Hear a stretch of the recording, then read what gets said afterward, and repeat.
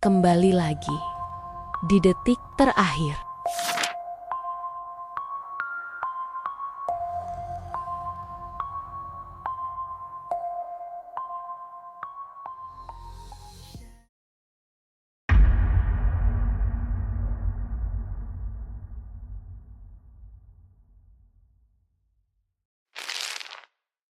Bayangkan, di tengah malam yang paling sunyi, saat dunia belum sepenuhnya bangun, ada seseorang yang mengetuk pintu rumahmu. Tak ada suara langkah, tak ada kendaraan di luar, hanya sebuah paket, tanpa nama pengirim, tanpa cap kantor pos. Dan yang lebih aneh, kamu tak pernah memesannya.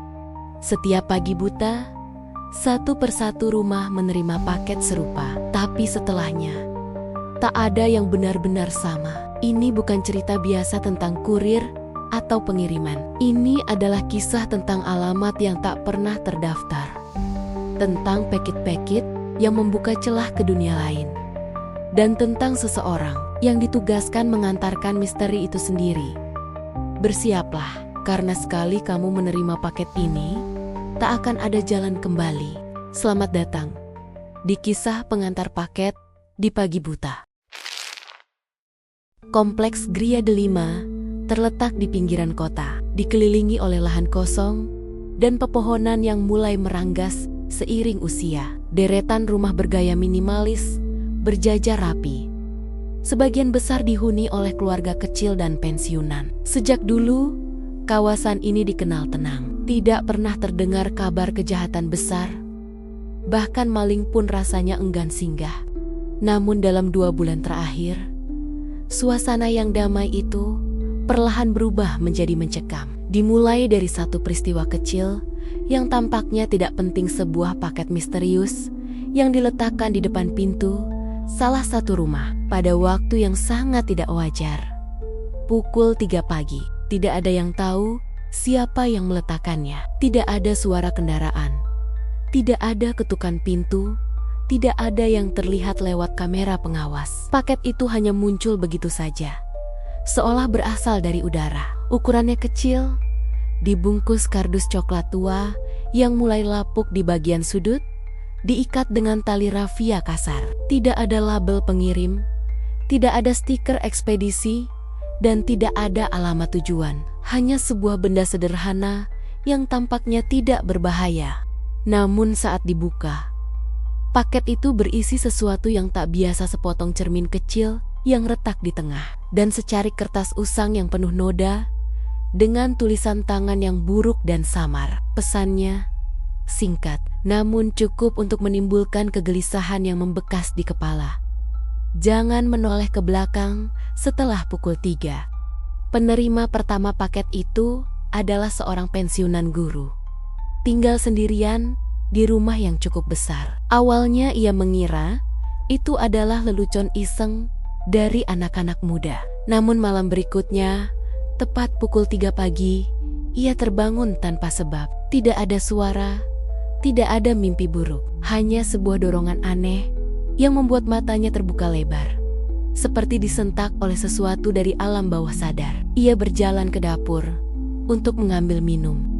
Dalam pencahayaan remang-remang, ia melihat bayangan dirinya di jendela dapur, namun bukan hanya dirinya. Di samping bayangan itu, berdiri sosok gelap yang tinggi dan diam, tak bergerak sedikit pun. Ia mencoba menoleh untuk memastikan, namun tak ada siapapun di belakangnya. Ketika ia kembali menatap jendela, sosok itu telah menghilang, seakan tidak pernah ada. Tapi yang paling mengganggu adalah kenyataan bahwa jendela itu tidak cukup besar untuk menampilkan bayangan 2 orang.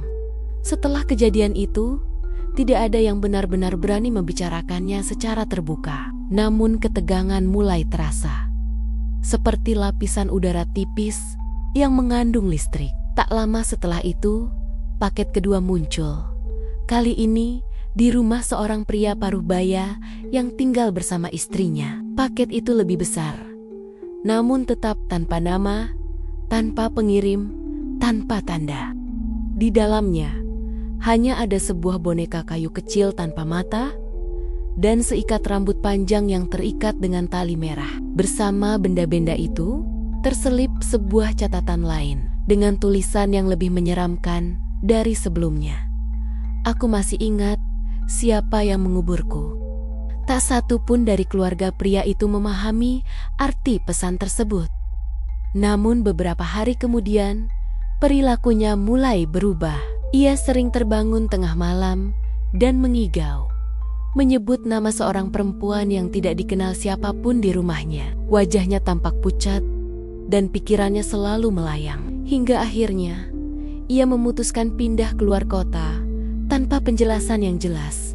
Ia pergi meninggalkan rumah, meninggalkan segala kenangan dan teror yang telah menghantuinya. Rumah itu kini kosong, dan paket itu entah dibuang atau dibawa pergi bersamanya. Misteri mulai menyebar dari satu rumah ke rumah lainnya. Semakin banyak warga yang mulai membicarakannya dalam bisik-bisik pelan di pagi hari, seolah takut suara mereka bisa mengundang sesuatu. Namun, tidak semua orang percaya. Beberapa menganggapnya sebagai kebetulan. Sebagian lainnya yakin ini hanyalah ulah seseorang yang ingin menakut-nakuti warga. Salah satu dari mereka adalah Dimas, seorang pelajar SMA yang tinggal bersama orang tuanya di Blok E. Dimas gemar bermain game horor dan merasa cerita-cerita itu terlalu dilebih-lebihkan. Dengan rasa ingin tahu yang tinggi, ia memutuskan untuk membuktikan sendiri apa yang terjadi. Dimas memasang kamera pengawas sendiri di halaman rumah. Bukan CCTV biasa, tapi kamera digital yang ia modifikasi agar merekam otomatis setiap gerakan. Ia juga berencana untuk begadang dan mengamati sendiri dari balik jendela kamar. Malam itu, rumahnya tenang. Tidak ada suara dari luar. Tidak ada bayangan aneh. Namun ketika ia memutar kembali hasil rekaman, sesuatu yang ganjil terjadi. Pada jam 2:59, kamera masih merekam dengan normal. Tapi tepat pukul 3, layar menjadi hitam total. Bukan buram, bukan noise, tapi hitam pekat, seolah lensa tertutup sesuatu yang tak terlihat. Dan kondisi itu berlangsung selama 5 menit, sebelum akhirnya gambar kembali muncul tanpa ada gangguan. Penasaran, Dimas mencoba memperlambat rekaman pada detik-detik akhir sebelum layar gelap. Dalam satu frame yang nyaris terlewat, ia melihat sosok seseorang berdiri di ujung jalan. Sosok itu mengenakan seragam kurir hitam, namun tubuhnya tampak terlalu tinggi dan kurus. Wajahnya tidak jelas. Namun saat Dimas memperbesar gambar, ia menyadari sesuatu yang membuat bulu kuduknya berdiri.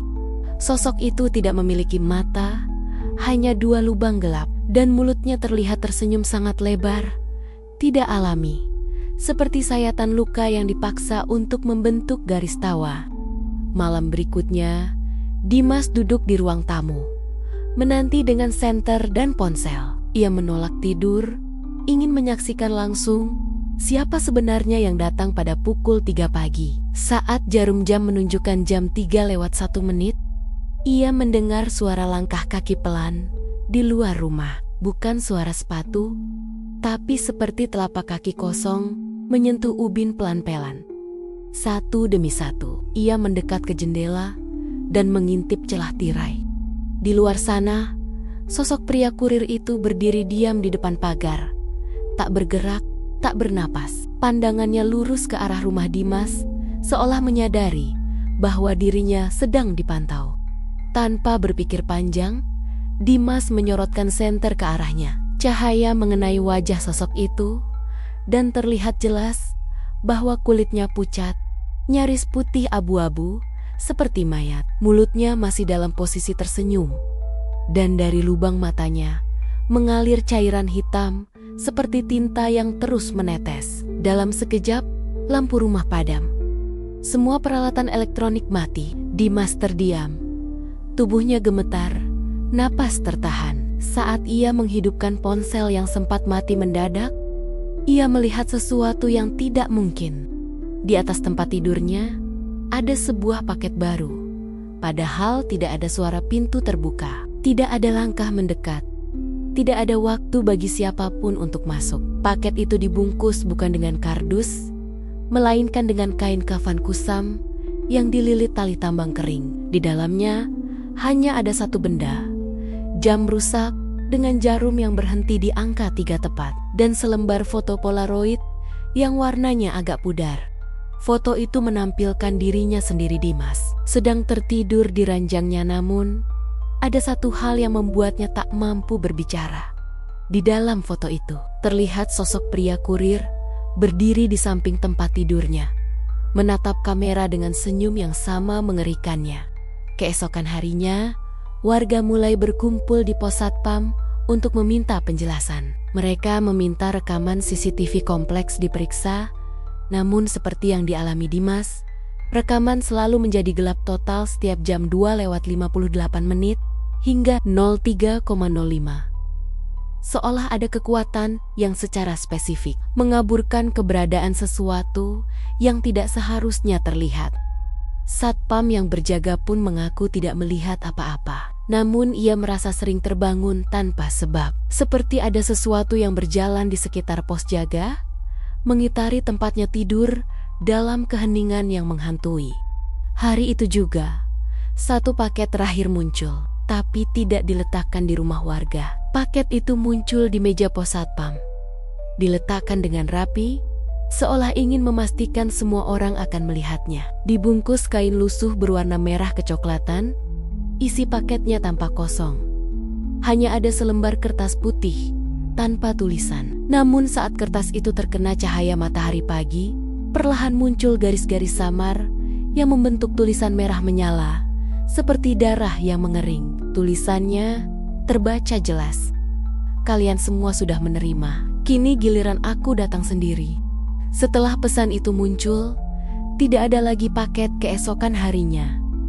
Tapi rasa takut telah terlanjur menyebar. Banyak warga mulai pindah diam-diam, menjual rumah mereka, atau sekadar meninggalkannya tanpa kabar. Kompleks Gria Delima yang dulu damai, kini menjadi sunyi, dipenuhi rumah-rumah kosong yang catnya mulai terkelupas, dan pagar yang tak pernah lagi dibuka.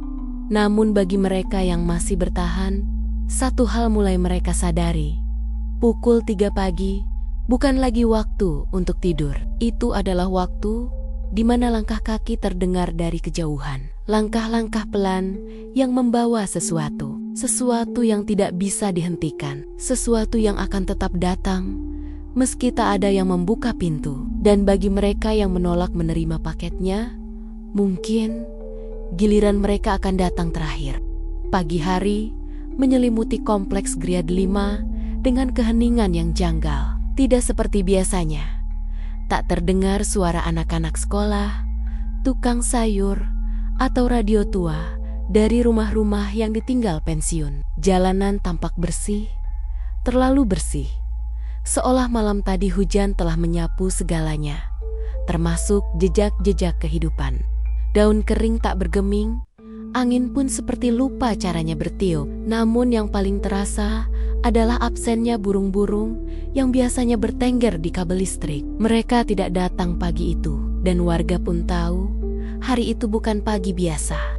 Setelah paket terakhir yang muncul di meja pos satpam, satu persatu penghuni kompleks mulai mengemasi barang mereka. Ada yang menumpuk koper di mobil keluarga, ada yang membungkus perabotan dengan karung bekas, dan ada pula yang hanya pergi dengan satu tas ransel dan wajah yang tak lagi ingin tahu. Namun, tidak semua pergi. Beberapa keluarga masih bertahan karena alasan yang beragam utang rumah, ketidakpercayaan, atau sekadar ketakutan untuk mengakui bahwa apa yang mereka hadapi bukan hal biasa.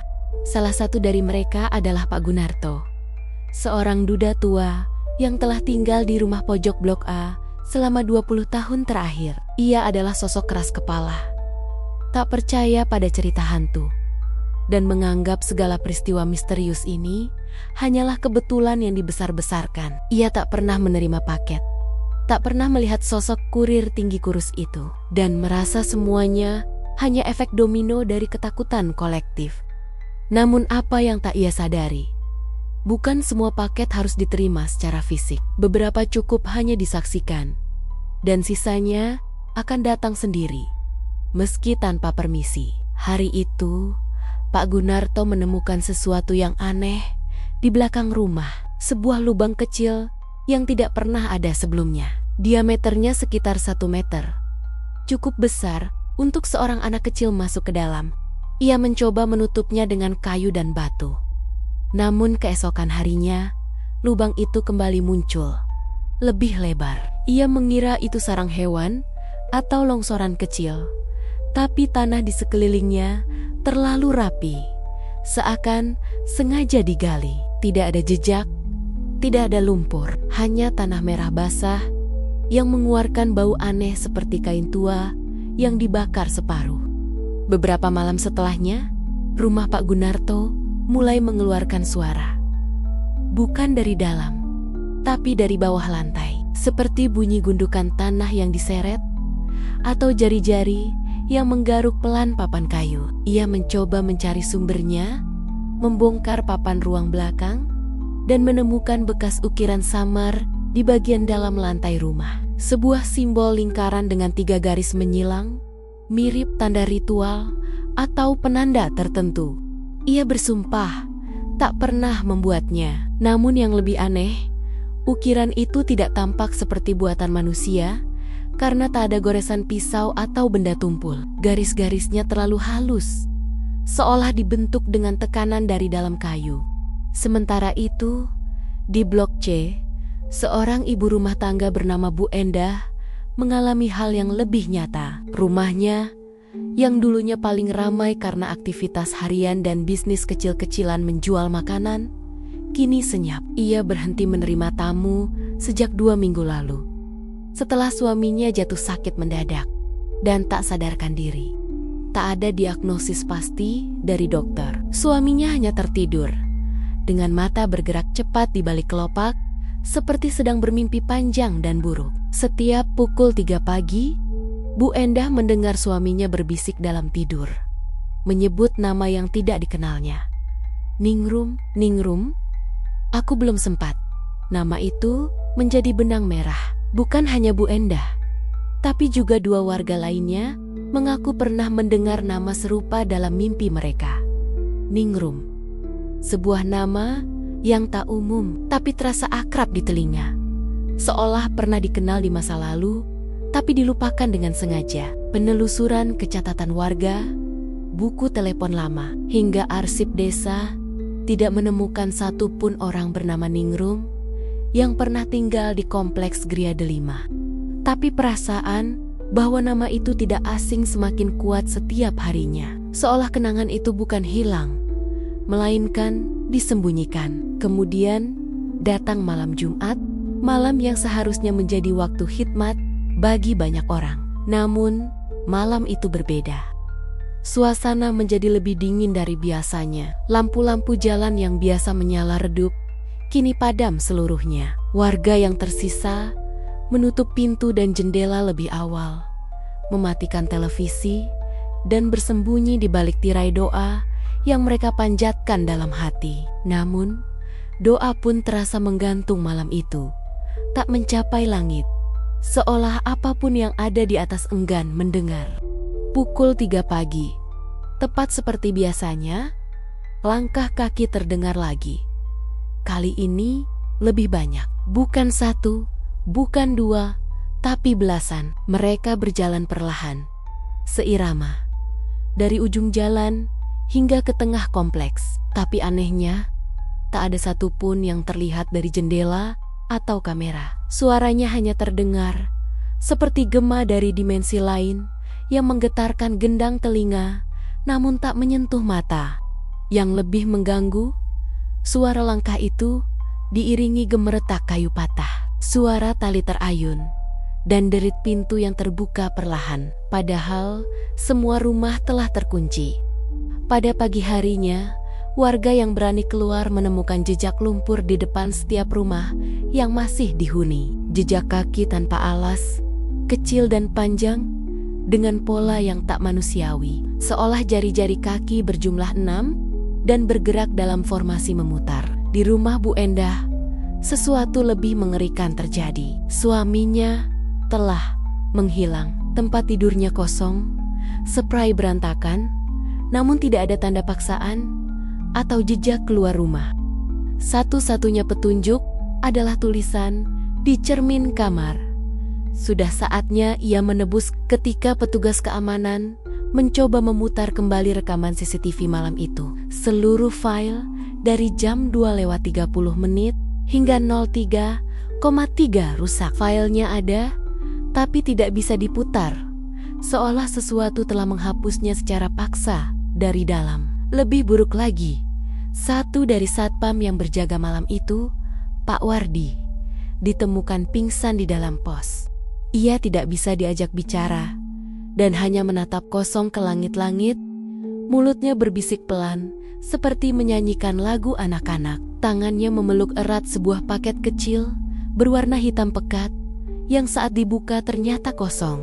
Namun kosong bukan berarti tak berisi, karena begitu paket itu dibuka, satu persatu warga mulai mengalami mimpi yang sama. Dalam mimpi itu, mereka semua berada di lapangan luas yang tak berujung, dengan langit kelabu dan tanah yang basah seperti rawa. Di tengah lapangan, berdiri sebuah rumah tua yang mirip bangunan Belanda lama, dengan pintu besar berwarna merah tua. Setiap orang dalam mimpi itu berdiri di depan rumah, ragu untuk masuk, namun tak bisa berbalik. Karena di belakang mereka, terdengar suara langkah yang datang mendekat perlahan. Langkah itu tak pernah menyentuh mereka, tapi suara itu tetap menghantui mereka, bahkan saat terbangun. Dari mimpi-mimpi itu, perlahan muncul bentuk wajah. Wajah seorang perempuan muda dengan rambut panjang menutupi sebagian wajahnya. Kulitnya pucat, matanya kosong, dan bibirnya seolah terus bergerak meski tanpa suara. Ada luka memanjang di pelipis kirinya, dan tatapan yang menembus waktu. Beberapa warga mulai menggambar wajah itu.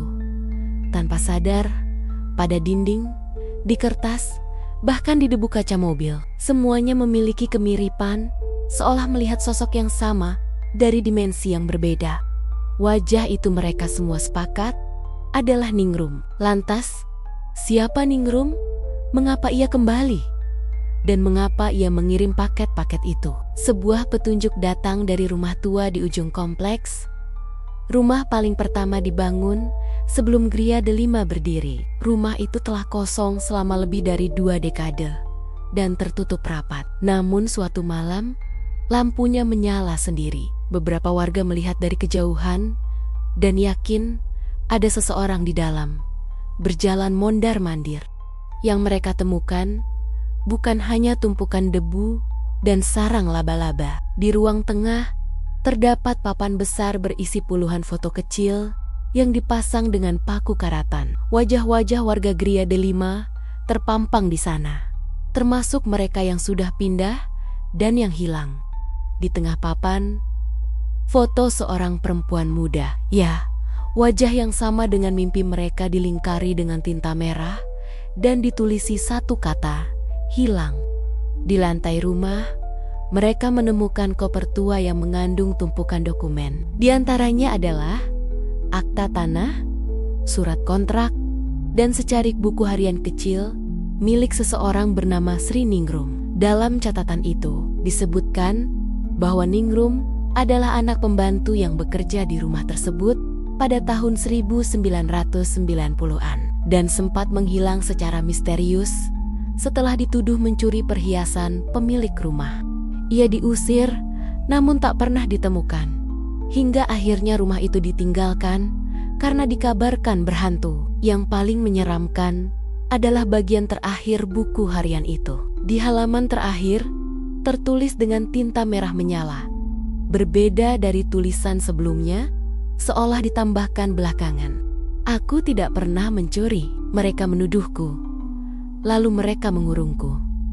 Tapi sekarang, aku mengirimkan diri dalam setiap paket. Aku akan menjemput mereka satu persatu. Sejak saat itu, tidak ada yang meragukan lagi bahwa yang mereka hadapi bukan sekadar misteri, melainkan dendam dari masa lalu. Sebuah kesalahan yang disembunyikan, namun tidak pernah dihapus. Dan paket-paket itu adalah pengingat bahwa waktu tidak pernah memaafkan, bahwa roh yang terjebak bisa menemukan jalannya kembali. Lewat jalan paling sunyi, pukul 3 pagi. Kini, Gria Delima hampir sepenuhnya kosong. Hanya tersisa beberapa rumah yang lampunya masih menyala. Namun bahkan di rumah-rumah itu, tidak ada lagi yang berani menatap cermin. Karena mereka tahu, kadang-kadang bayangan yang muncul bukanlah milik mereka. Dan di setiap pintu, tiap malam pukul 3, suara langkah masih terdengar. Bukan dari luar, tapi dari dalam rumah mereka sendiri. Kabut pagi merayap pelan di antara reruntuhan kehidupan yang tersisa di kompleks Gria Delima. Udara menjadi berat dan lembab, seolah mengandung sesuatu yang tak kasat mata, namun menempel pada kulit. Rumah-rumah kini lebih banyak yang terkunci rapat, berjendela gelap tanpa cahaya dari dalam. Tidak ada lagi suara kehidupan di luar, tak ada suara kendaraan, tak ada anak-anak bermain, dan tak ada bunyi sendok bertemu piring dari dapur-dapur yang dulu ramai. Hanya satu suara yang tetap datang setiap malam, dan kini mulai menjelma di pagi. Langkah kaki, bukan seperti suara manusia berjalan, tapi seperti bunyi yang terekam di dunia lain, diputar berulang di jam yang sama. Warga yang tersisa kini tidak lagi mencoba menafsirkan, mereka hanya bertahan, dan di antara yang bertahan, seorang pria muda bernama Arfan, yang belum lama pindah ke kompleks ini, memutuskan untuk menyelidiki lebih dalam. Arfan adalah seorang teknisi jaringan yang bekerja dari rumah. Ia membeli rumah di Blok E 3 bulan lalu karena harga murah yang mencurigakan, tapi waktu itu ia hanya mengira kondisi pasar properti sedang buruk. Ia belum tahu tentang sejarah kompleks ini karena tak pernah disampaikan secara langsung oleh agen. Hanya samar-samar melalui tatapan mata dan nada bicara yang berat sebelah. 2 bulan pertama berjalan biasa saja, hingga satu pagi ia menerima paket hitam tanpa nama. Dan seminggu kemudian, tetangganya hilang. Awalnya ia mengira itu hanya kebetulan. Namun paket demi paket muncul dan wajah-wajah mulai menghilang. Ketika ia mencoba merekam kejadian di luar rumahnya, kamera tidak merekam apa-apa, hanya gelap dan suara mendesing tak nyaman. Ia tahu ada sesuatu yang terjadi, dan ketika ia membaca selebaran tua tentang rumah tua di ujung kompleks yang sempat didobrak beberapa minggu lalu, ia memutuskan untuk masuk kembali ke sana. Seorang diri, membawa senter dan perekam suara. Rumah itu masih berdiri, rapuh tapi tak roboh. Rumput liar menutupi jalan masuk, dan cat dinding terkelupas seperti luka lama yang dibuka kembali. Di dalam rumah, bau lembab dan kayu busuk langsung menusuk. Debu setebal 2 jari menutupi hampir semua permukaan. Namun, jejak langkah lama masih terlihat di lantai. Ia mengikuti jejak itu, yang berhenti di depan lemari kayu tua. Lemari itu kosong. Namun saat ia mengetuk lantainya, terdengar suara kosong dari bawah. Arfan membongkar lantai kayu dan menemukan penutup lubang yang tersembunyi, sejenis pintu kecil menuju ruang bawah tanah. Tangga kayu menurun ke ruang sempit, dan di bawah sana tidak ada cahaya kecuali dari senter yang ia bawa. Namun ruang itu jauh lebih besar dari yang ia bayangkan. Di sana ada rak buku tua, koper rusak, dan tumpukan kotak hitam yang sama persis dengan paket yang sering dikirimkan. Masing-masing diberi label dengan huruf timbul, "Kirimkan kembali." Di sudut ruangan itu ada dinding bata yang sedikit berbeda warna. Arfan mendekat dan menyadari bahwa bata-bata tersebut disemen lebih baru dibanding sekelilingnya. Ia mengetuknya, dan suara hampa menyambut. Disitulah ia mengambil linggis yang tergantung di dinding dan mulai membongkar dinding bata tersebut. Di balik dinding, sebuah lorong batu terbuka, sempit dan berkelok. udara di dalamnya berbeda. Kisahnya belum berakhir. Kalau mau tahu kelanjutannya, jangan lupa like, subscribe, dan nyalakan lonceng notifikasinya. Oke, kita lanjut. Tidak hanya lembab, tapi juga hangat. Seperti napas seseorang yang sudah lama bersembunyi di dalamnya. Lorong itu membawanya jauh ke bawah kompleks. Mungkin di bawah tanah yang menghubungkan beberapa blok. Dindingnya penuh goresan. Bukan ukiran, tapi seperti bekas tangan dan kuku yang mencoba meninggalkan tanda. Ia menyadari bahwa ini bukan lorong biasa. Ini tempat seseorang atau sesuatu ditahan. Jejak darah kering dan rambut kusut menempel di batu. Dan semakin jauh ia masuk, semakin banyak simbol-simbol aneh muncul di dinding. Seperti peringatan atau mantra untuk menahan sesuatu di dalam. Akhir lorong itu berhenti di sebuah ruangan bulat, seukuran ruang tamu. Dengan langit-langit rendah dan satu cahaya kecil di tengah lentera tua yang menyala tanpa api. Di tengah ruangan, ada kursi kayu dengan tali tambang masih terikat di sisi-sisinya, dan di lantai, lingkaran garam yang sudah pecah. Di dinding ruangan itu, tergantung satu potret tua, nyaris rusak. Namun terlihat jelas, sosok perempuan muda dengan rambut panjang wajah yang kini telah menghantui banyak warga dalam mimpi. Ningrum, saat Arfan merekam ruangan itu dengan kamera ponselnya, tiba-tiba lentera padam, senter di tangannya berkedip, dan udara menjadi sangat dingin. Ia mendengar bisikan, pelan namun jelas, seperti berasal dari segala arah. Namun tak satu pun kata yang dapat dipahami. Ia segera mundur, berlari kembali melalui lorong, menaiki tangga, dan menutup penutup lantai sekuat tenaga. Tapi malam itu, ia tahu, ia tidak lagi sendirian di rumahnya. Apapun yang ada di bawah sana, kini tahu tentang dirinya.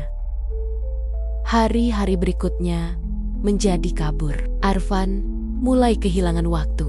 Ia sering mendapati dirinya berdiri di sudut rumah, tanpa tahu sudah berapa lama ia berdiri di sana. Ia mulai mencoret-coret dinding kamarnya dengan simbol yang tak dikenalnya. Dan yang paling aneh, ia tak lagi bisa memalingkan cermin. Tiap ia lewat, bayangan perempuan itu tampak berdiri di belakangnya. Diam, tak bergerak, namun lebih nyata daripada refleksi dirinya sendiri. Sementara itu, warga yang tersisa mulai menunjukkan perubahan. Sebagian dari mereka terlihat lebih pucat, lebih pendiam, dan matanya kosong seperti tak benar-benar ada di dunia ini. Beberapa mulai berbicara sendiri, menyebut nama-nama lama, atau mendongengkan cerita yang tak masuk akal tentang kamar terkunci dan anak-anak yang menghilang di dinding. Salah satu warga bahkan ditemukan menggali halaman belakang rumahnya, berusaha membuka gerbang, padahal tanah itu keras dan tidak ada petunjuk apapun. Ketua RT, Pak Surya, yang semula skeptis, akhirnya menyerah. Ia memutuskan untuk meninggalkan kompleks, namun di pagi hari keberangkatannya, ia ditemukan tewas di kamarnya dengan mulut penuh pasir dan mata terbuka lebar. Tidak ada tanda kekerasan, namun dinding kamarnya dipenuhi tulisan yang terukir rapi. Yang pernah melihat tidak boleh pergi. Setelah kejadian itu, pemerintah daerah memasang garis polisi di sekitar kompleks dan mencabut akses air serta listrik. Kompleks Gria Delima resmi ditinggalkan, menjadi zona kosong. Namun beberapa warga tetap tinggal, entah karena tak punya tempat lain, atau karena sudah tak bisa meninggalkan tempat itu secara utuh. Arfan termasuk salah satu dari mereka. Ia kini sepenuhnya yakin bahwa yang terjadi bukan gangguan biasa. Ini adalah kutukan bukan dari satu orang, tapi dari sejarah yang terhapus. Ia mulai mencari catatan lebih jauh dan menemukan sesuatu yang mengerikan. Ternyata Tanah tempat Gria Delima berdiri dulunya adalah lokasi bangunan tua milik keluarga Belanda di awal abad 20 yang dikenal menyembunyikan praktik ritual sesat. Salah satu catatan menyebutkan tentang gadis pembantu yang dibakar hidup-hidup karena dituduh menyimpan roh jahat. Namanya tidak tercatat, tapi keterangan fisiknya sangat mirip dengan Ningrum. Kemungkinan besar, Ningrum bukan sekadar korban. Ia mungkin telah dibentuk menjadi media. Tubuhnya dikorbankan, jiwanya disimpan, dan kini paket-paket itu bukan sekadar benda, melainkan pembawa jejak energi yang menghubungkan masa lalu dengan masa kini. Setiap paket adalah serpihan dari apa yang dulu dibakar. Dan semakin banyak paket yang diterima, semakin kuat koneksi yang terbentuk. Arfan menduga ketika paket terakhir dikirimkan, maka ia akan kembali dalam wujud utuh. Pertanyaannya sekarang, berapa paket lagi yang tersisa dan siapa yang akan menerima yang terakhir? Malam berikutnya, Arfan mempersiapkan segala sesuatu. Ia membungkus dinding rumahnya dengan aluminium foil, menutup semua cermin, dan membuat lingkaran garam di sekeliling tempat tidurnya. Ia menyalakan kamera di setiap sudut dan mulai membaca dodowa yang ia temukan di kitab kuno. Namun pukul 3 pagi, semua usahanya runtuh. Lampu padam, kamera mati, senter tidak berfungsi, dan ia mendengar suara itu lagi. Bukan langkah kaki kali ini, tapi suara napas. Dekat, sangat dekat. Napas yang berat, seperti seseorang yang sudah terlalu lama menunggu di tempat gelap. Ia tidak bisa bergerak. Tubuhnya seakan terpaku, dan di dalam kegelapan terdengar suara bisikan langsung ke telinganya. Aku sudah kembali, tapi bukan aku yang datang, kau yang masuk. Dan saat cahaya kembali menyala, Arfan sudah tidak ada di tempat tidur. Yang tertinggal hanya selembar kertas di atas lingkaran garam yang kini pecah dengan tulisan tangan. Paket berikutnya akan datang kepadamu. Dan di luar, pagi kembali datang. Namun langitnya tidak lagi biru, melainkan kelabu seperti kain kafan yang diselimuti embun. Dan paket hitam ke-99 telah terkirim. Kabut kembali turun tanpa aba-aba, menyelimuti kompleks Gria Delima seperti lembaran kain putih yang menghapus batas antara dunia nyata dan sesuatu yang lebih kelam. Jam menunjukkan jam 3:17 ketika suara derap pelan terdengar dari arah gerbang utama kompleks, diikuti oleh decit kecil roda gerobak besi. Namun, tak ada seorang pun yang berjalan di luar. Setidaknya, tak ada yang bisa dikenali sebagai manusia. Setelah kepergian Arfan yang misterius, rumahnya dikunci secara otomatis oleh sistem digital yang entah siapa yang mengendalikannya. Beberapa warga yang masih tersisa di kompleks mencoba menghindari rumah itu, seolah tahu bahwa batas antara tempat itu dan sesuatu yang lebih dalam telah runtuh. Tidak ada suara dari dalam, hanya kadang terdengar bunyi seperti kayu tua digesek atau denting kecil seolah paku dijatuhkan ke lantai. Paket hitam ke-99 sudah diterima, tapi siapa yang menerimanya tidak pernah terjawab. Kini muncul pertanyaan yang lebih genting. Siapa yang akan menerima paket terakhir yang ke-100 yang konon akan menjadi penutup, atau justru pembuka dari sesuatu yang telah lama terkunci? Di sudut kompleks, rumah paling tua di blok A1 yang sudah lama dibiarkan kosong karena sempat terbakar sebagian tiba-tiba menyala lampunya satu malam. Padahal tidak tersambung listrik. Orang-orang yang mengintip dari jauh melihat siluet perempuan berdiri di balik tirai, tidak bergerak, seolah sedang menunggu seseorang tiba. Sejak saat itu, suara ketukan terdengar tiap malam di pintu-pintu rumah warga, 3 kali saja, lalu hening. Bila tidak dibuka, keesokan paginya ditemukan tanda hitam berbentuk spiral di gagang pintu. Bila dibuka, tidak ada apapun, hanya embusan udara dingin dan aroma bunga yang busuk. Di antara warga yang tersisa, seorang pria paruh baya bernama Pak Luki yang bekerja sebagai satpam komplek sejak awal perumahan dibangun, mulai menyimpan catatan. Ia menyadari bahwa jumlah rumah yang dikirimi paket selalu dalam kelipatan 9, dan bahwa pengiriman selalu terjadi saat bulan separuh menjelang fase gelap. Ia juga menemukan pola. Siapapun yang menerima paket pasti akan menunjukkan gejala dalam 3 hari gangguan tidur, kehilangan waktu, dan mulai menulis simbol-simbol tanpa sadar. Pak Luki mendapati dirinya duduk di pos satpam suatu pagi, memegang ballpoint yang patah, dan menemukan bahwa tangannya telah menuliskan 12 halaman penuh simbol yang tidak dikenalnya. Ia tidak ingat kapan melakukannya. Lebih buruk lagi, beberapa simbol itu kini mulai muncul di dinding toilet umum, di tangga, bahkan ditutup kotak listrik.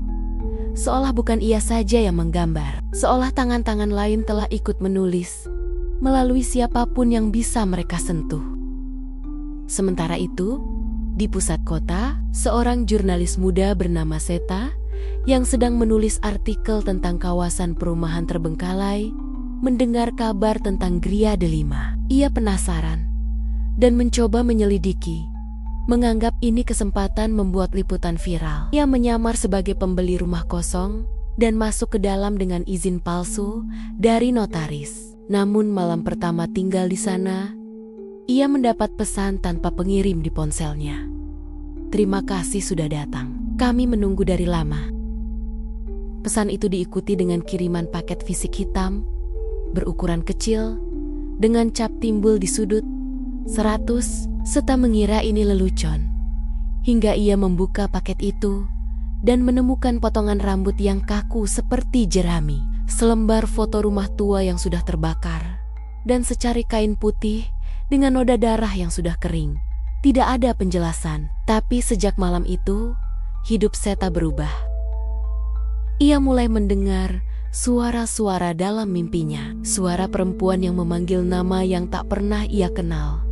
"Kirana, Kirana, pulanglah." Di pagi hari, ia terbangun dalam posisi aneh, kadang di bawah meja, kadang berdiri menghadap dinding seperti anak kecil dihukum. Ia mencoba merekam dirinya sendiri, namun hasil rekamannya penuh dengan suara bising statis dan gema pelan seperti nyanyian ritual. Dan yang paling menakutkan, di layar rekamannya ada sesosok bayangan berdiri di belakangnya. Walau ia yakin tak ada siapa-siapa di sana. Seta mencoba pergi dari kompleks. Ia memesan taksi online, namun pengemudi yang menjemput tidak pernah kembali. Ia menelepon polisi, namun jaringan selalu terputus. Ia mencoba jalan kaki keluar, namun selalu berakhir kembali di rumah itu. Meskipun ia berjalan lurus tanpa menoleh. Seolah kompleks ini telah mengunci ruangnya sendiri, membuat labirin waktu dan ruang yang hanya bisa dilintasi oleh mereka yang sudah dipanggil. Sementara itu, tanda-tanda keterhubungan masa lalu dan masa kini semakin kuat. Di ruang bawah tanah rumah tua tempat Arfan pernah masuk, ditemukan artefak baru kursi kayu, kini sudah hancur. Namun bekas lilitan tali masih tertinggal. Ada bekas kuku tergores di dinding batu, dan satu paku panjang berdiri tegak di tengah ruangan, seolah baru ditancapkan. Tak ada suara dari tempat itu, namun getaran halus terasa di lantai seperti jantung yang berdenyut pelan di bawah tanah. Kini, suara-suara bisikan tidak lagi hanya terdengar di malam hari. Mereka mulai muncul di siang bolong, di antara suara burung dan hembusan angin. Beberapa warga mendengar suara anak kecil tertawa, padahal tak ada anak-anak tersisa. Beberapa mendengar suara doa yang diputar terbalik, mengalun dari arah saluran air. Bahkan ada yang mendengar nama mereka dipanggil oleh suara kerabat yang sudah meninggal. Ketika bulan mulai gelap total, semua lampu di kompleks padam. Seta yang kini sudah tidak bisa membedakan mimpi dan nyata, mendengar ketukan di jendela. Bukan sekali, tapi 9 kali. Ia mendekat dengan tubuh gemetar dan melihat sesuatu di balik tirai. Bukan manusia, bukan bayangan, tapi seperti lipatan-lipatan kain putih yang membentuk wajah kosong, pucat, dan tersenyum terlalu lebar. Ia mundur, terpeleset, dan saat membuka mata, sudah pagi. Tapi dunia tak lagi sama. Dinding rumahnya kini penuh coretan simbol. Tanah halaman belakang tergali seperti cakar yang mengorek. Dan di meja makan, paket ke-100 kini terbuka isinya kosong. Namun di dasar kotaknya tertulis satu kalimat. Kini tubuh telah lengkap, panggil namanya sebelum matahari tenggelam. Namun, siapa nama yang dimaksud? Siapa yang membentuk entitas ini? Siapa yang membangunkannya kembali? Di ruang bawah tanah rumah tua, udara kini bergetar, suhu meningkat, dan lentera menyala lagi. Walau tidak disentuh, dari dalam tanah, sebuah tangan perlahan muncul, bukan segar, namun tidak membusuk, seperti sesuatu yang disimpan dan kini dibangkitkan kembali. Di dinding, simbol spiral mulai berputar sendiri, seolah menjadi pintu yang menunggu untuk dibuka dari dalam. Dan ketika malam tiba, kompleks Gria Delima hening. Tidak ada lampu, tidak ada kendaraan, tidak ada manusia, tapi suara langkah pelan terdengar menyusuri jalan utama. Bukan satu pasang kaki, tapi 9, lalu 8, lalu 7, hingga semuanya berkumpul di satu rumah, rumah Arfan. Di sana, cahaya merah samar muncul dari celah lantai. Bau kayu terbakar, tanah basah, dan rambut hangus memenuhi udara. Dan di tengah-tengahnya berdiri sosok perempuan yang kini utuh, rambutnya panjang, bajunya putih, wajahnya kosong. Ia tidak berbicara, tapi seluruh kompleks tahu ia sudah bangun dan ia lapar. Langit pagi tampak lebih kelabu dari biasanya, seolah fajar pun enggan menembus langit kompleks Gria Delima. Suasana senyap menggantung seperti jaring laba-laba yang menjerat udara. Tidak ada kicauan burung, tidak ada suara mesin motor warga berangkat kerja. Tidak juga langkah kaki satpam yang biasa menyusuri jalur antar blok. Hari baru telah datang. Tetapi kehidupan di kompleks itu seperti berhenti, atau lebih tepatnya, tertahan di antara dua sisi keberadaan. Seta membuka matanya dengan pelan. Ia tidak langsung bangun. Ia hanya menatap langit-langit kamar yang tak lagi sama seperti hari-hari sebelumnya. Cat putihnya telah mengelupas, dan retakan membentuk pola seperti akar yang menjalar. Namun justru dari dalam keluar, bukan dari atap masuk. Suatu pertanda bahwa struktur tempat ini telah berubah. Bukan karena waktu, melainkan karena sesuatu dari dalam mencoba keluar.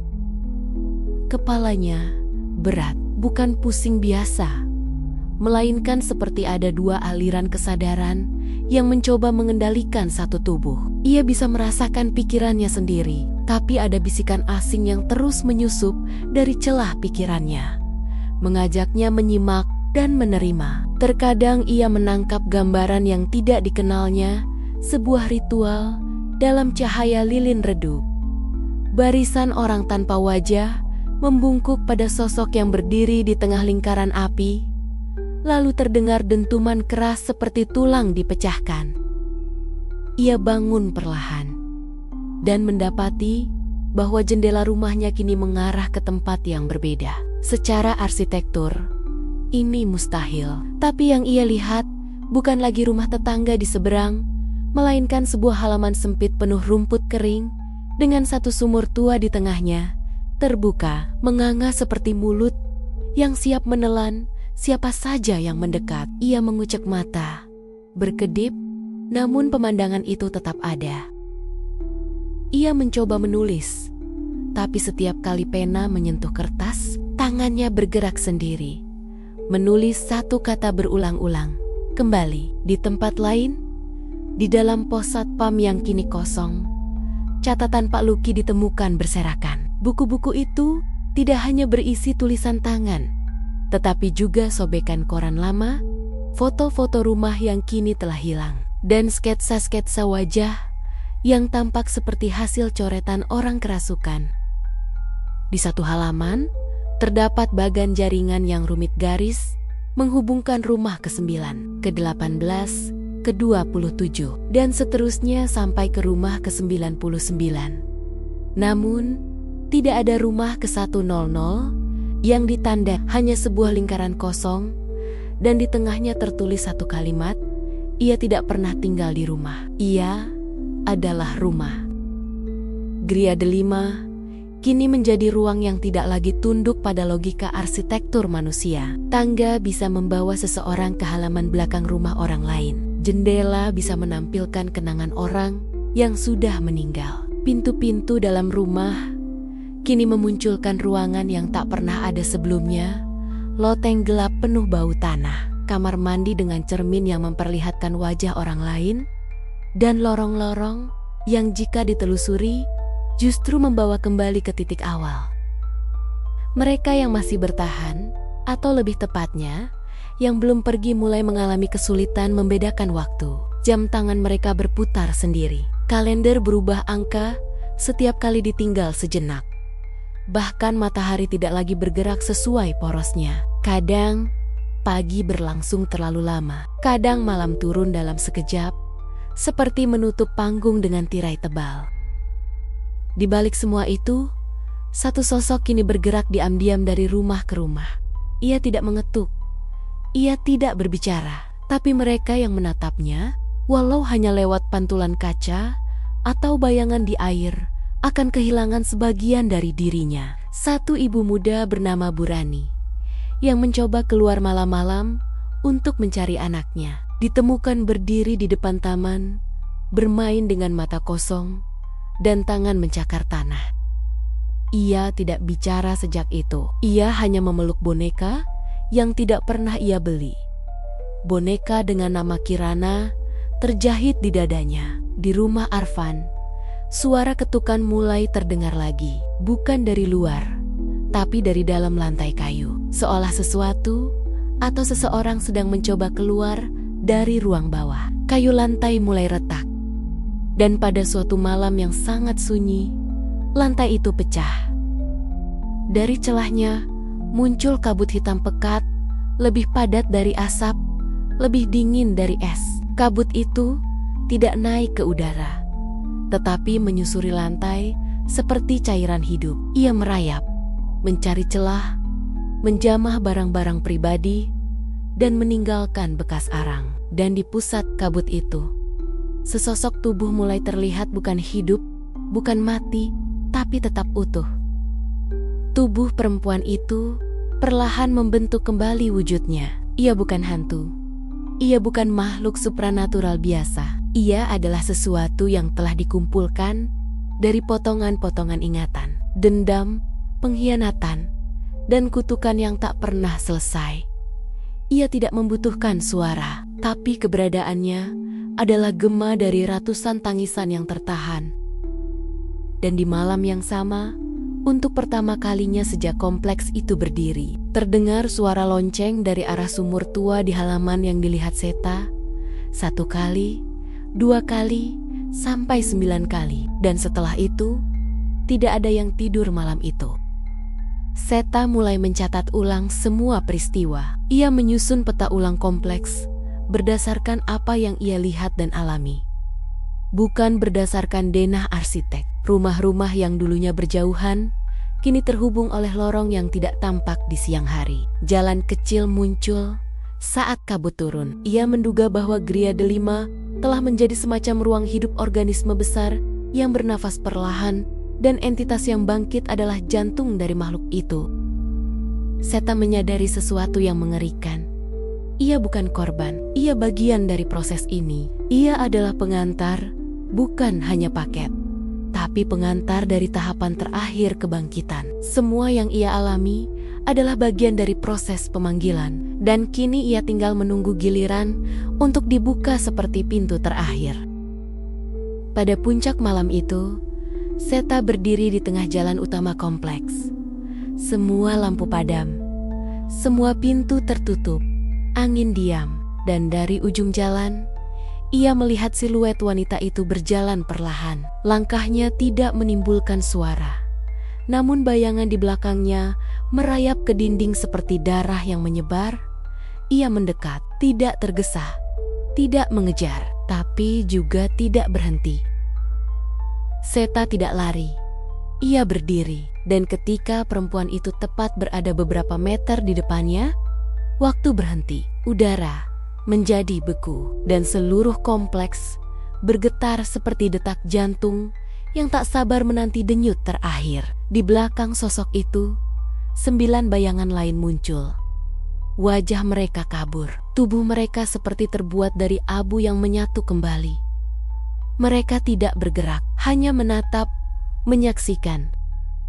Perempuan itu mengangkat tangannya. Di tangannya tergenggam sesuatu, bukan paket, tapi kunci. Dan pada saat itu, Seta tahu ia telah tiba di ujung dari pengantaran. Namun bukan ia yang akan membuka. Langit menggantung tanpa warna, bukan kelabu, bukan hitam, tetapi seperti kosong, seperti dunia di atas Gria Delima sedang menghapus dirinya sendiri. Waktu tak lagi berjalan maju, dan segala detik hanya berputar-putar seperti roda yang kehilangan pijakan. Di tengah kekosongan itu, Seta berdiri membeku. Napasnya tertahan, bukan karena takut, melainkan karena waktu tidak lagi mengizinkan udara bergerak. Perempuan itu sosok misterius yang telah muncul sejak malam kelam yang pertama kini berdiri di depannya dengan tenang. Di tangannya tergenggam kunci kuno berwarna hitam pekat, terbuat dari besi yang seolah-olah dicor dari kegelapan malam itu sendiri.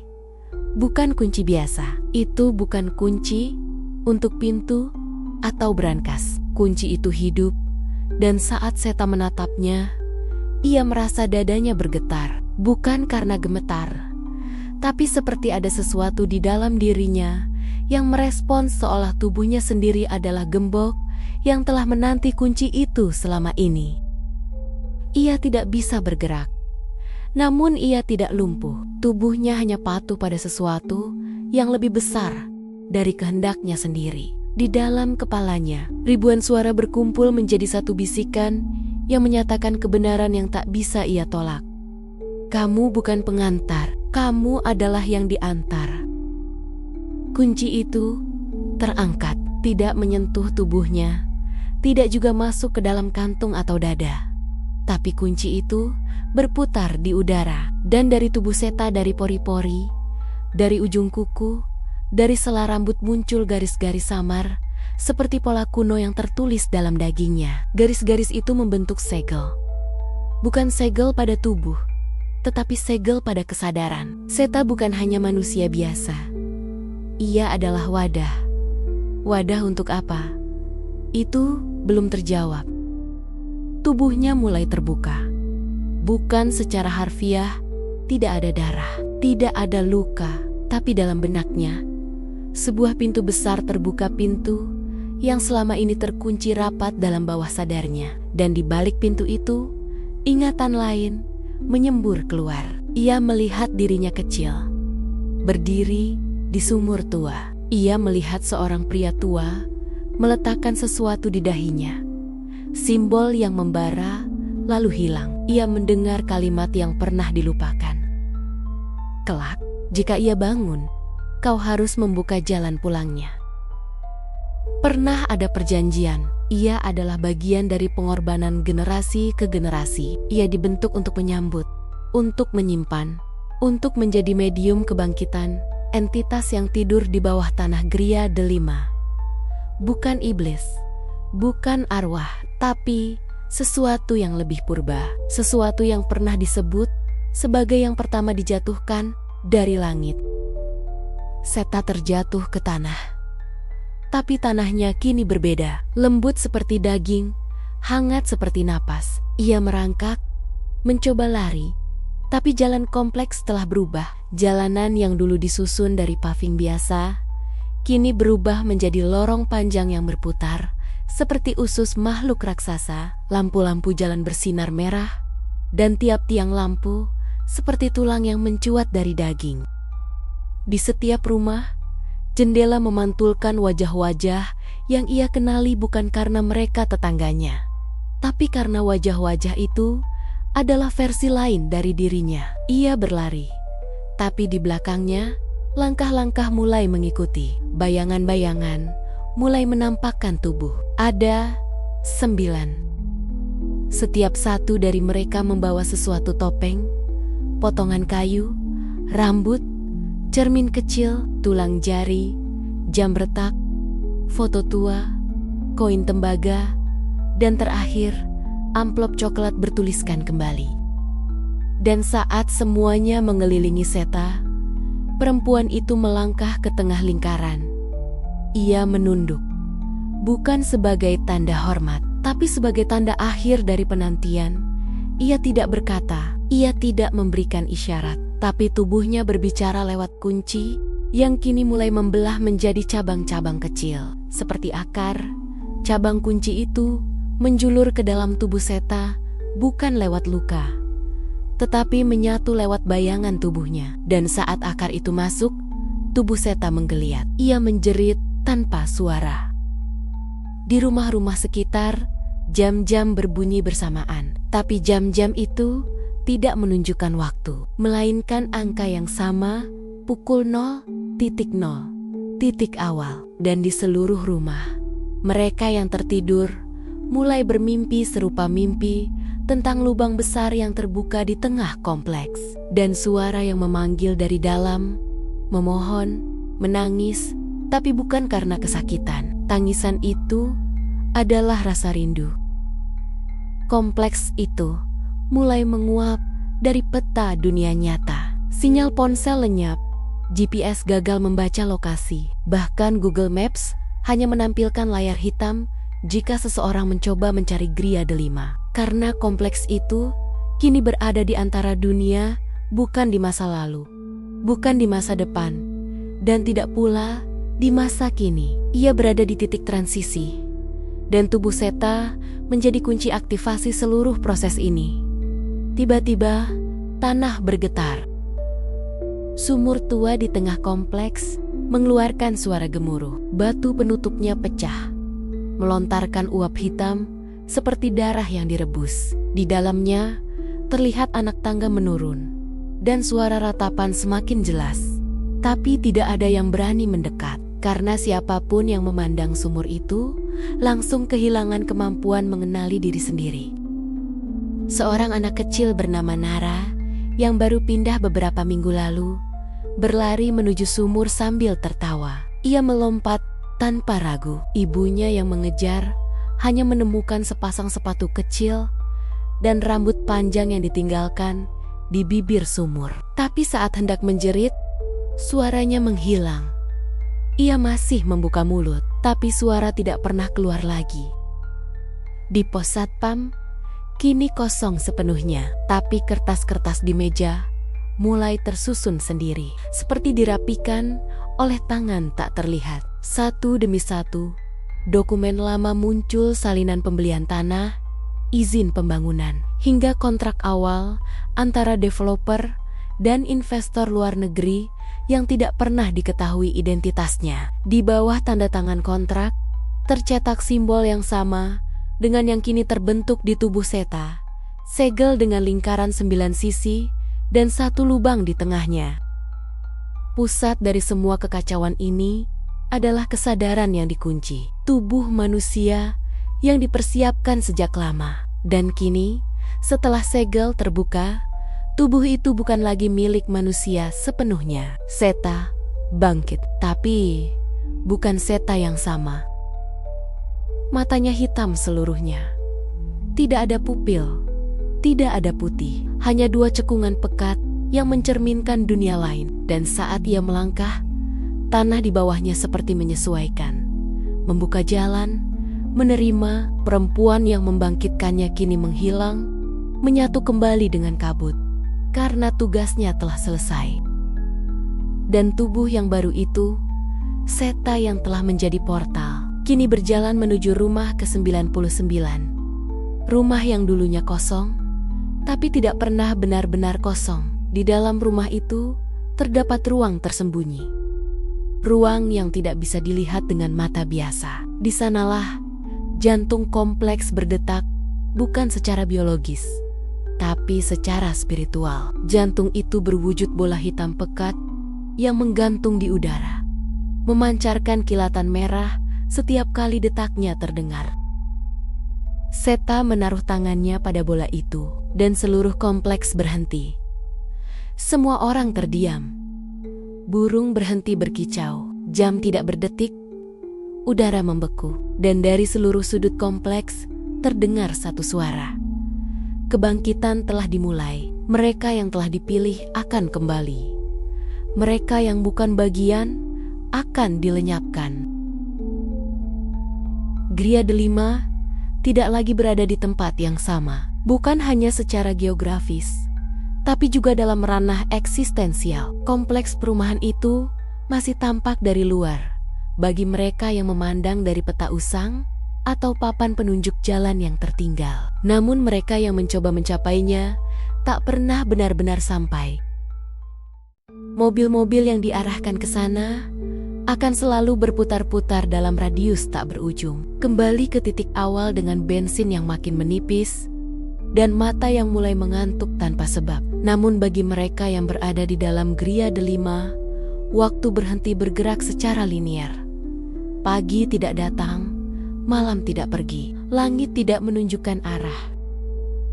Cuaca tak lagi mengikuti musim. Semua berubah menjadi semacam ilusi raksasa yang terperangkap dalam lingkaran pengulangan. Rumah-rumah tampak masih berdiri, tapi materialnya perlahan berubah. Kayu menjadi daging, kaca menjadi lapisan tipis seperti selaput mata, dan tanah menjadi hangat seperti nadi raksasa yang tertanam di bawah fondasi. Orang-orang tidak segera menyadari. Awalnya hanya terasa seperti mimpi buruk kolektif. Mereka saling bertanya, saling membenarkan bahwa ini pasti hanya sementara. Tapi setiap hari yang sama, mengulang tanpa akhir, mulai muncul keretakan dalam kesadaran mereka. Beberapa memilih bersembunyi, beberapa mulai menulis dodoa di dinding rumah, dan sebagian lain, tanpa suara, mulai berjalan ke arah sumur yang terbuka dan tak pernah kembali. Di tengah semua itu, tubuh Seta telah menjadi sesuatu yang lain. Ia tidak lagi merasa lapar, tidak lagi merasakan kantuk. Ia kini menjadi semacam penanda arah seperti jarum kompas yang menunjuk ke dimensi lain. Di dalam dirinya, suara-suara dari berbagai zaman bergema. Ada tangisan bayi dari masa lampau, ada dengungan mesin dari masa depan, dan ada nyanyian dari makhluk yang belum pernah dilahirkan.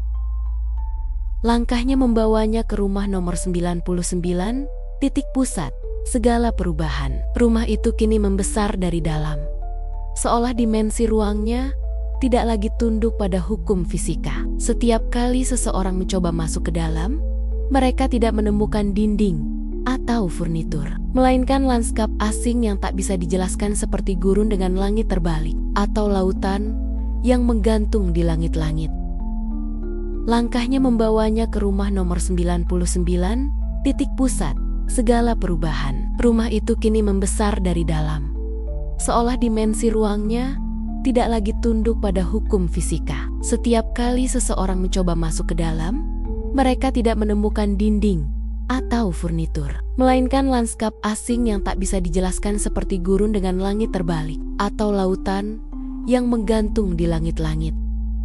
Ia tidak berjalan secara fisik. Ia meluncur, ditarik oleh semacam gravitasi kesadaran. Tubuhnya tetap utuh, tapi jiwanya mulai terurai. Ia melihat dirinya kecil lagi, kini bukan di sumur, tapi di ruang yang lebih dalam. Ia melihat seorang wanita tua duduk di kursi roda dari batu. Wajahnya bukan wajah manusia, tapi ia merasa pernah mengenalnya. Wanita itu menunjuk ke langit, dan di sana terlihat pintu raksasa yang menggantung, terbuat dari cahaya hitam.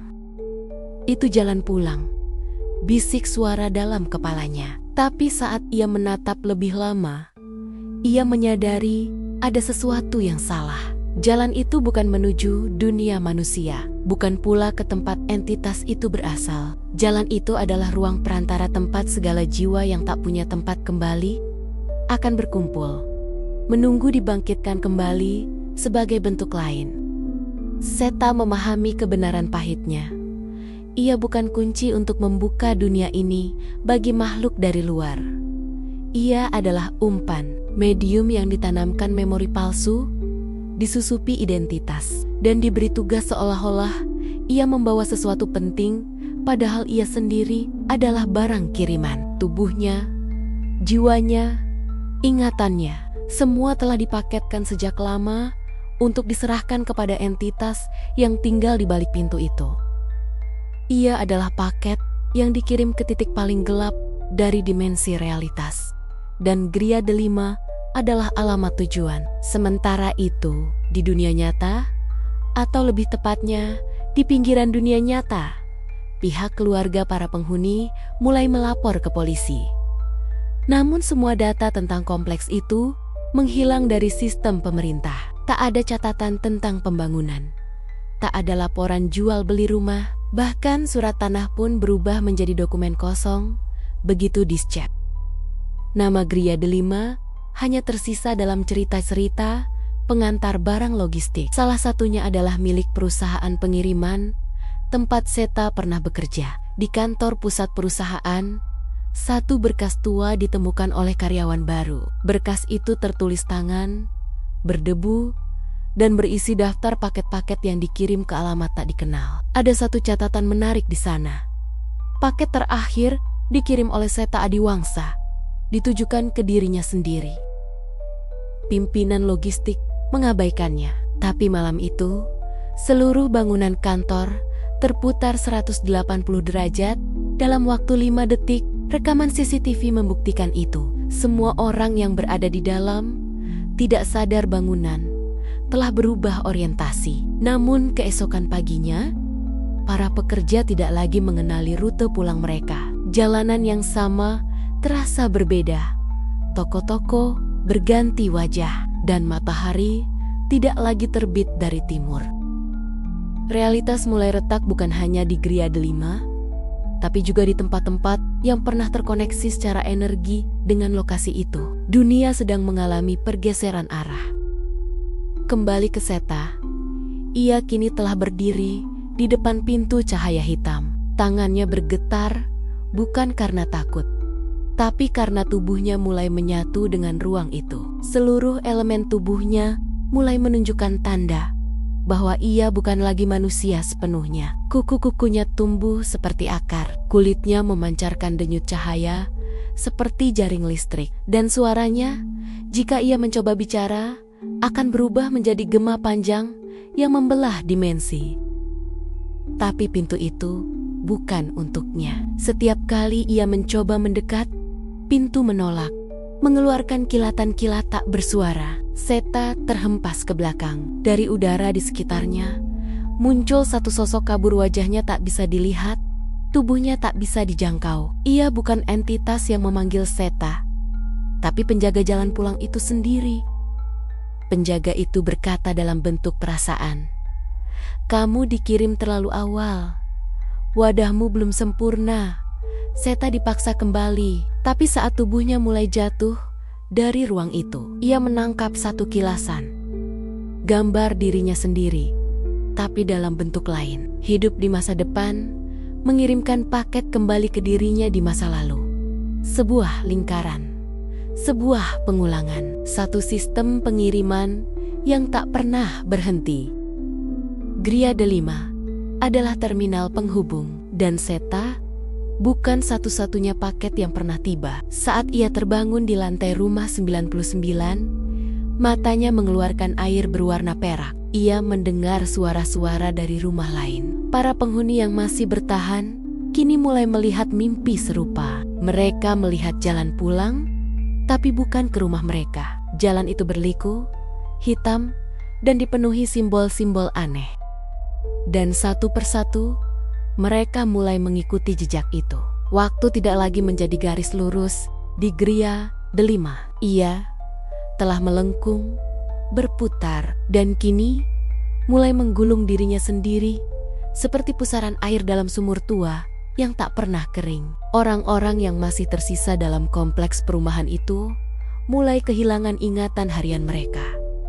Nama-nama mulai memudar. Usia tak bisa dihitung. Bahkan identitas mereka sebagai manusia mulai dipertanyakan dalam hati paling sunyi.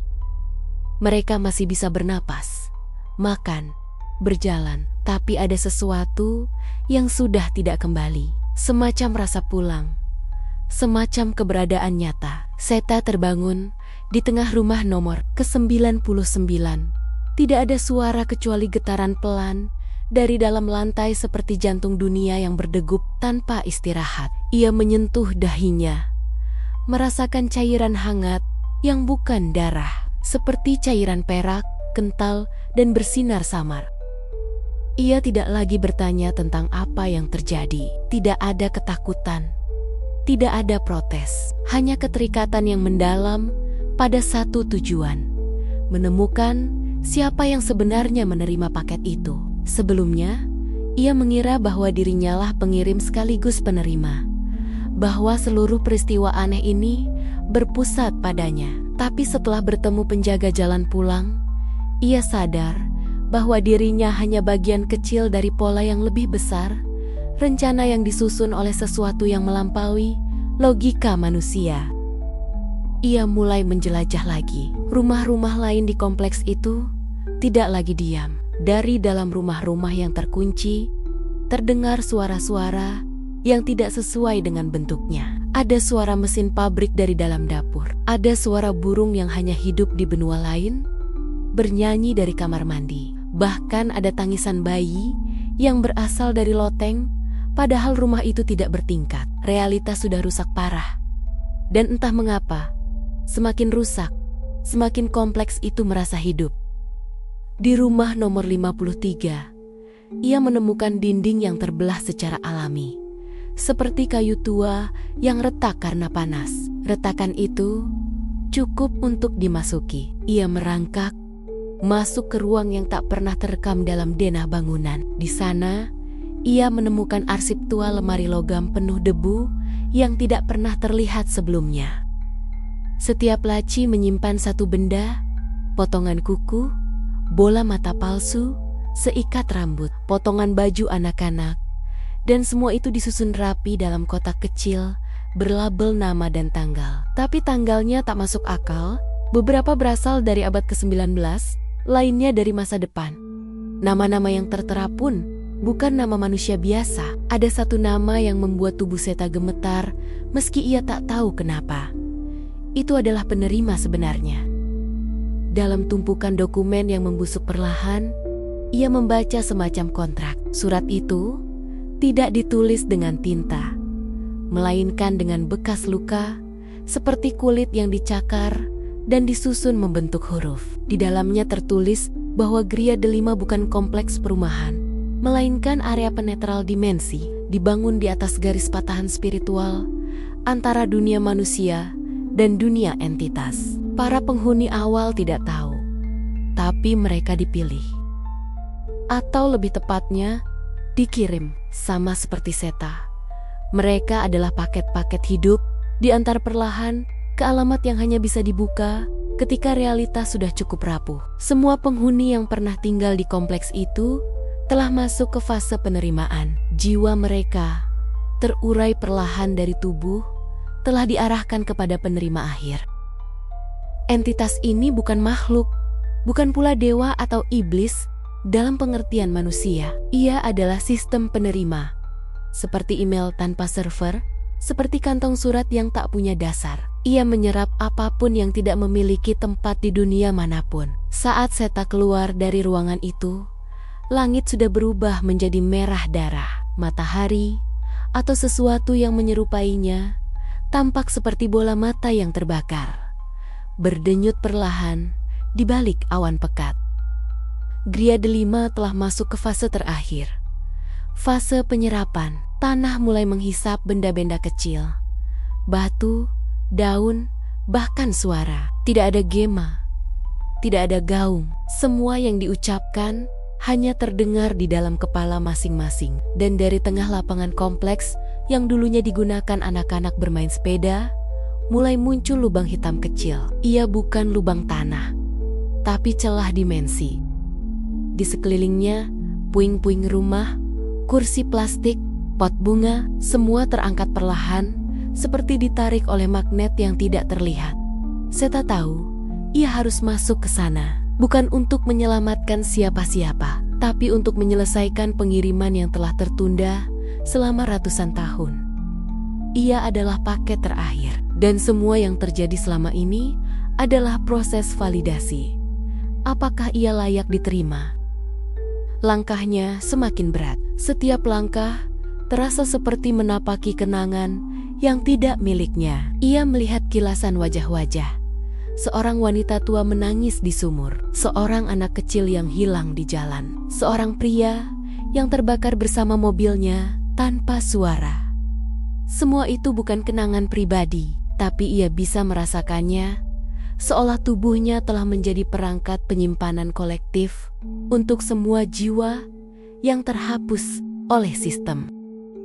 Lubang itu kini cukup besar untuk dilalui. Ia berdiri di tepinya, merasakan tarikan dari bawah, bukan gravitasi, tapi semacam magnet eksistensi. Dunia tidak lagi menarik tubuhnya ke tanah, tapi menarik jiwanya ke pusat. Dan di detik terakhir sebelum ia melompat, ia melihat satu tulisan besar terbentuk dari asap langit. Terkirim 100%. Tubuh Seta jatuh ke dalam lubang. Dan seketika itu juga, Gria Delima lenyap dari peta dunia. Tidak ada puing, tidak ada kabar. Bahkan ingatan tentang tempat itu mulai menghilang dari benak keluarga korban. Tapi tidak semuanya hilang. Di gudang tua perusahaan pengiriman tempat Seta bekerja dulu, seorang staf menemukan nota pengiriman manual. Kertas itu basah, seperti pernah direndam. Tapi isinya masih bisa terbaca samar. Staf itu bingung. Tapi sebelum ia bertanya lebih jauh, lampu di gudang berkedip 3 kali dan mati. Dari dalam rak pengarsipan, terdengar suara langkah bukan berat, tapi berlapis, seperti jejak dari banyak kaki yang menyatu. Dan udara menjadi dingin, seperti lemari pendingin. Di luar gudang, papan nama perusahaan tiba-tiba berubah. Tulisan yang semula Prima Logistik kini berganti menjadi simbol yang tak bisa dibaca. Seperti lingkaran berisi tanda silang dan satu mata kecil di tengahnya. Dunia sedang berubah dan paket-paket lain sudah mulai dikirim. Dunia, seperti yang dikenal manusia, kini berada di ambang transisi yang tidak tercatat dalam buku sejarah manapun. Bukan perang, bukan pandemi, bukan pula bencana alam yang menjadi pemicunya, melainkan satu kesalahan yang tidak disengaja dalam sistem pengiriman metafisik. Sebuah paket yang sampai ke penerima yang benar, tetapi dengan konsekuensi yang jauh dari harapan. Seta, yang telah menjadi bagian dari alur dimensi lain, tidak lagi memiliki bentuk fisik. Ia telah larut dalam pusaran lubang dimensi, dibungkus dan dikirim dengan kesempurnaan entitas tertinggi. Namun, begitu ia memasuki dimensi Yahtrek sepenuhnya, sesuatu terjadi. Bukan penolakan, bukan penerimaan, lebih seperti kebingungan sistemik, sebuah interferensi dalam mekanisme multisemesta yang selama ini berjalan tanpa gangguan. Di ruang antara dimensi, di tempat di mana waktu, bentuk, dan keberadaan hanya bayangan samar yang berulang-ulang, seperti gema dalam air. Seta terdampar, menyadari bahwa ia tidak mendarat di tempat tujuan, bukan karena kesalahan entitas penerima, tapi karena alamat tujuan itu sendiri tidak pernah ada. Ia adalah penipuan, disusun bukan oleh makhluk luar, melainkan oleh realitas itu sendiri yang sedang berusaha menyeimbangkan dirinya kembali. Sementara itu, di bumi, para ilmuwan yang mengamati gelombang gravitasi tiba-tiba mencatat fenomena anomali besar.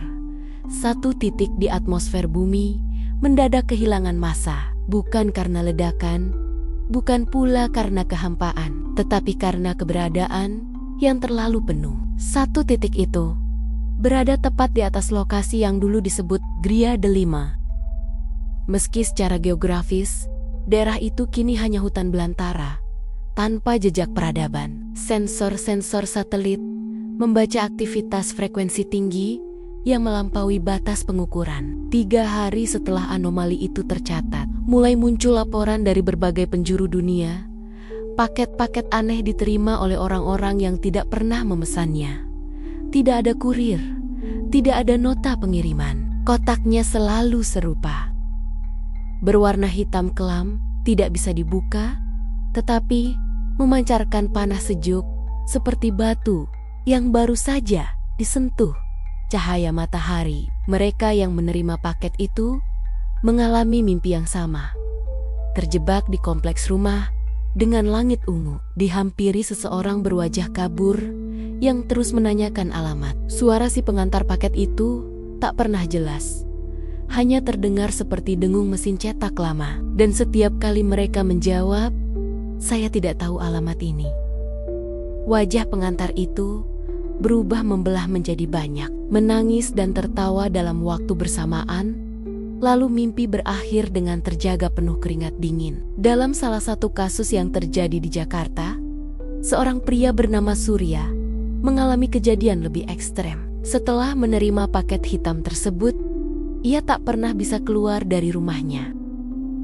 Bukan karena terkunci, tapi karena setiap kali ia membuka pintu, ia kembali masuk dari pintu yang sama, seperti rumahnya adalah satu ruangan tertutup yang tak memiliki luar. Ia meninggalkan catatan di dinding sebelum menghilang. Aku pikir ini hanya mimpi buruk, tapi nyatanya alamat ini tidak pernah menuju kemanapun, dan aku adalah bagian dari jalan yang tidak pernah sampai. Seta, di antara gelombang metafisik ruang kosong, mulai mengerti satu hal.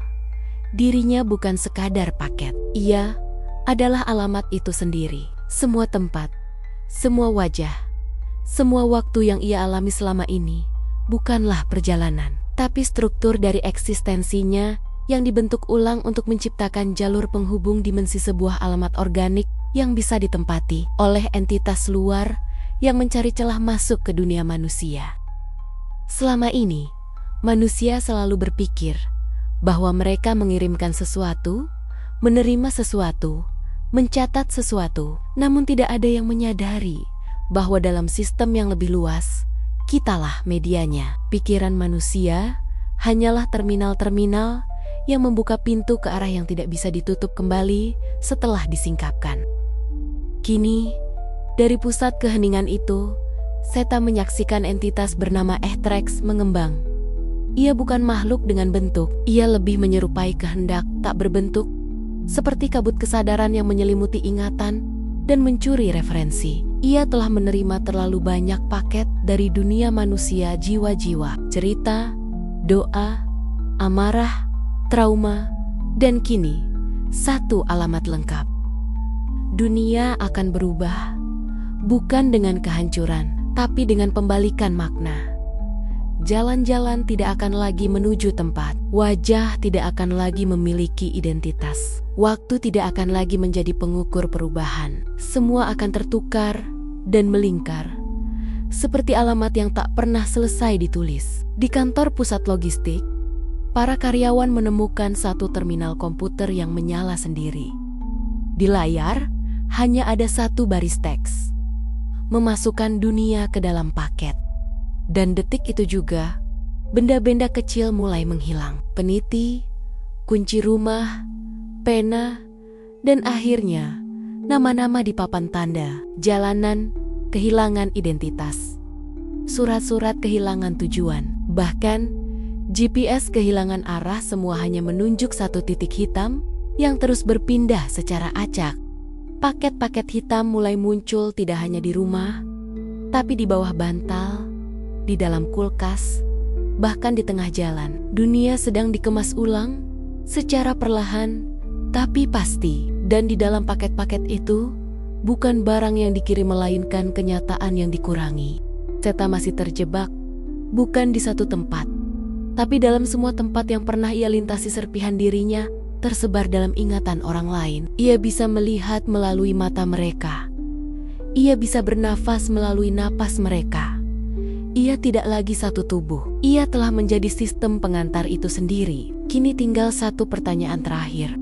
Siapa yang akan menerima dunia ketika paket akhirnya tiba? Waktu tidak pernah berhenti. Tapi pada saat itu, ia mulai berulang. Dunia bukan lagi dunia, melainkan salinan yang terus dikompresi dan dikemas. Manusia tidak menyadari. Tapi dalam 1 minggu terakhir, mereka telah hidup dalam lapisan realitas yang direproduksi, seperti rekaman CCTV yang diputar terus-menerus. Hanya ada satu perbedaan kecil setiap putaran. Satu nama yang hilang, satu tempat yang berubah, atau satu mimpi yang menjadi nyata terlalu dini. Di tempat yang tidak memiliki nama, di luar geografi dan sejarah, Seta kini berdiam atau, lebih tepatnya, tersimpan. Ia bukan lagi makhluk dengan tubuh, tapi keberadaan yang ditulis di antara spasi realitas.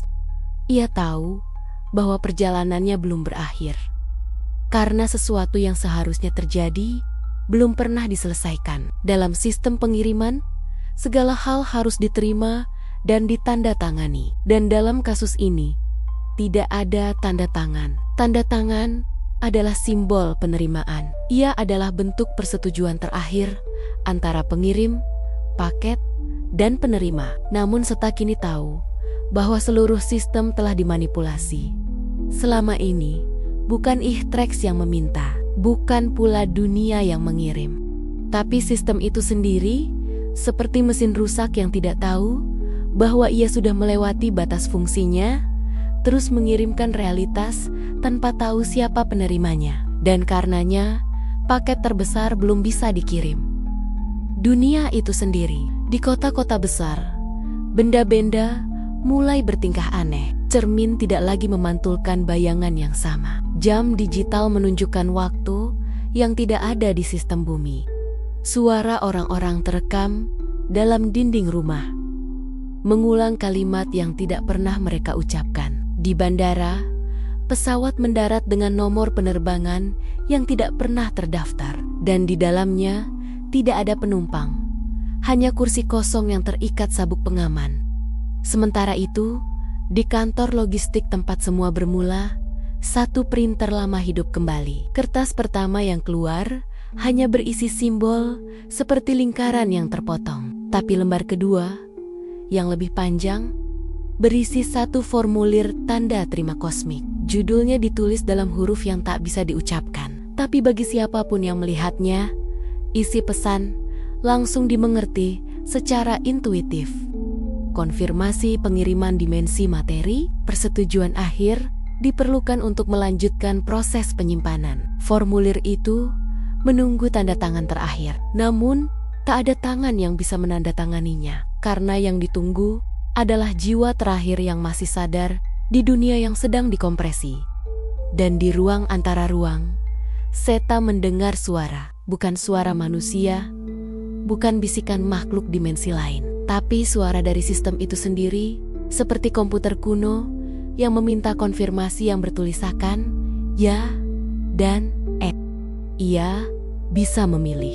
Dunia bisa dikirim, ditutup, dan dimasukkan ke dalam paket abadi, meninggalkan hanya sisa-sisa memori sebagai kilasan cahaya bagi dimensi lain untuk dikaji. Atau ia bisa membatalkan, membiarkan dunia kembali ke semula, meski dengan risiko retak dan tidak stabil selamanya.